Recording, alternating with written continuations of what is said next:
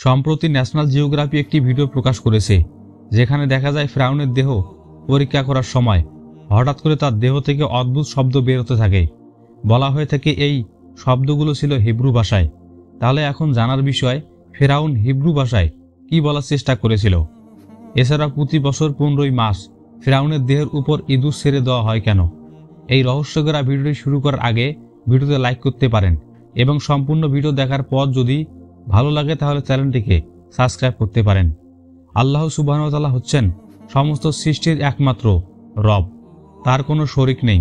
কিয়ামতের দিনে আল্লাহ সেই সব মানুষকে ক্ষমা করবেন যারা শুধুমাত্র তার উপর পূর্ণাঙ্গ ঈমান রেখেছিল, কিন্তু যারা তার সাথে অন্য কাউকে শরিক করেছিল তাদের তিনি কখনোই ক্ষমা করবেন না।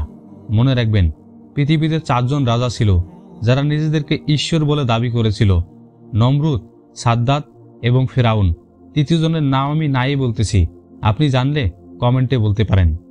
কিন্তু আল্লাহ তাদের এমনভাবে ধ্বংস করেছেন যাতে তারা মানব জাতির জন্য চিরকালীন সতর্ক বার্তা হয়ে থাকেন। তাদের একজন হলো ফেরাউন, যাকে নিয়ে আজ আমরা আলোচনা করব। 3000 বছরেরও বেশি সময় তার মৃতদেহ সম্পূর্ণ রক্ষিত অবস্থায় রয়ে গেছে এবং কুরআনে বলা হয়েছে তার দেহ কিয়ামত পর্যন্ত ঠিক এমনই থাকবে। এটি বহু পুরনো একটি কাহিনী।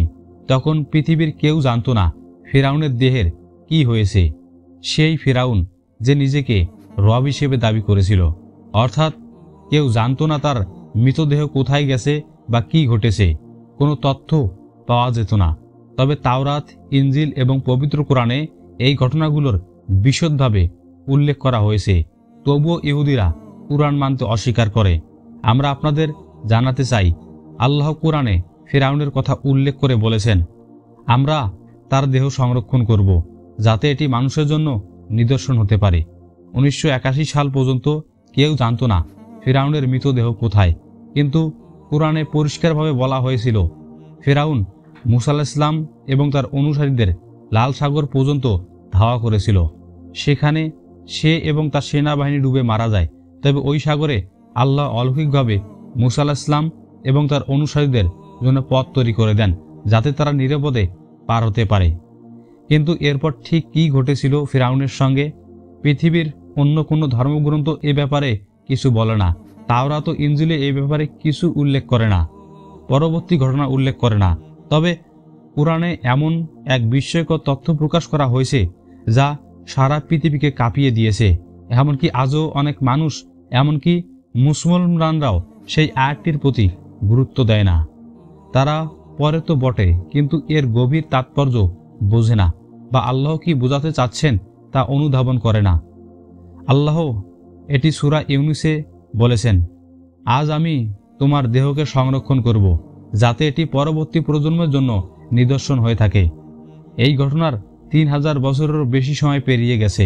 ফিরআউনের দেহ সমুদ্রে প্রায় 3 সহস্রাব্দ পড়েছিল।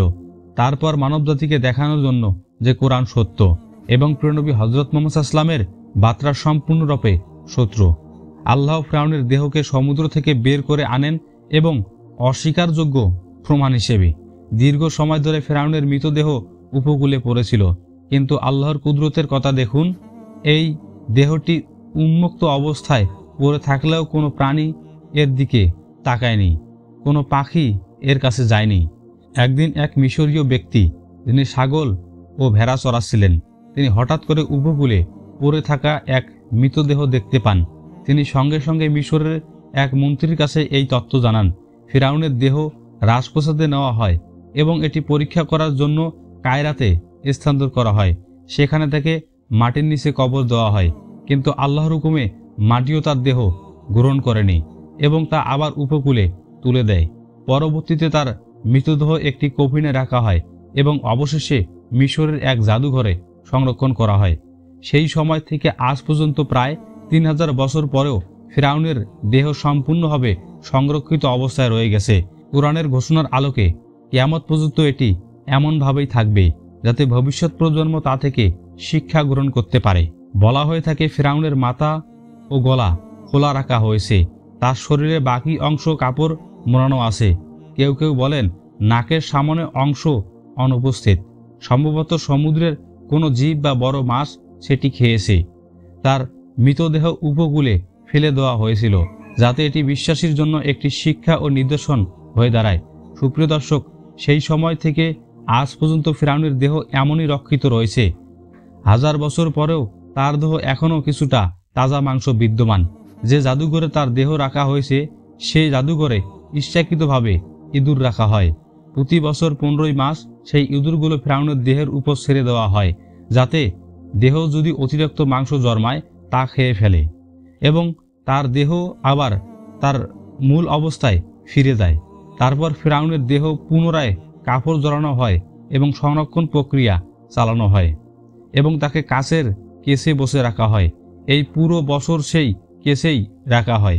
পরবর্তী 15ই মাস আবার তাকে বের করা হয়, ইঁদুরগুলো আবার ছেড়ে দেওয়া হয় এবং আবার নতুন করে দেহ সংরক্ষণ কাচের ভেতর রাখা হয়। সম্প্রতি ন্যাশনাল জিওগ্রাফি একটি ভিডিও প্রকাশ করেছে, যেখানে দেখা যায় ফিরআউনের দেহ পরীক্ষা করার সময় হঠাৎ করে তার দেহ অদ্ভুত শব্দ বেরোতে থাকে। বলা হয়ে থাকে এই শব্দগুলো ছিল হিব্রু ভাষায়। যারা হিব্রু ভাষা বোঝেন তারা বলেন এই শব্দগুলোর প্রকৃত অর্থ এখন পর্যন্ত জানা যায়নি। কেউ কেউ বিশ্বাস করে ফিরআউনের মৃতদেহ এখন আল্লাহ আল্লাহ বলে ডাকছে। তবে কিছু বিজ্ঞানীর মতে বর্তমানে পৃথিবীতে এমন কেউ নেই যে হিব্রু ভাষার ফ্লুয়েন্টলি খুব ভালোভাবেই বা সম্পূর্ণরূপে বুঝতে পারে। তাই নিশ্চিতভাবে বলা যায় না ফিরআউনের মুখ থেকে আসা শব্দগুলোর প্রকৃত অর্থ কী ছিল। তবুও ভিডিওটি দেখার পর এমন কিছু অমুসলিমরাও এখন স্বীকার করতে বাধ্য হচ্ছেন যে নিঃসন্দেহে আল্লাহর কুরআন সত্য এবং তার প্রিয় নবী হযরত মুহাম্মদ সাল্লাল্লাহু আলাইহি ওয়াসাল্লামের প্রতিটি বাণী সত্য। সুপ্রিয় দর্শক, আল্লাহ কুরআনে এই পুরো ঘটনাটি বর্ণনা করেছেন। আর আমি বনী ইসরায়েলদের সমুদ্র পার করিয়ে দিলাম, আর ফিরআউন ও তার সেনাবাহিনীর অহংকার ও জুলুম সহকারে তাদের অনুসরণ করলাম। অবশেষে যখন সে ডুবতে লাগলো তখন বলল, আমি এখন বিশ্বাস করি বনী ইসরায়েলরা যে রবে বিশ্বাস করে তিনি ছাড়া আর কোনো ইলাহ নেই, আর আমি এখন একজন মুসলিম।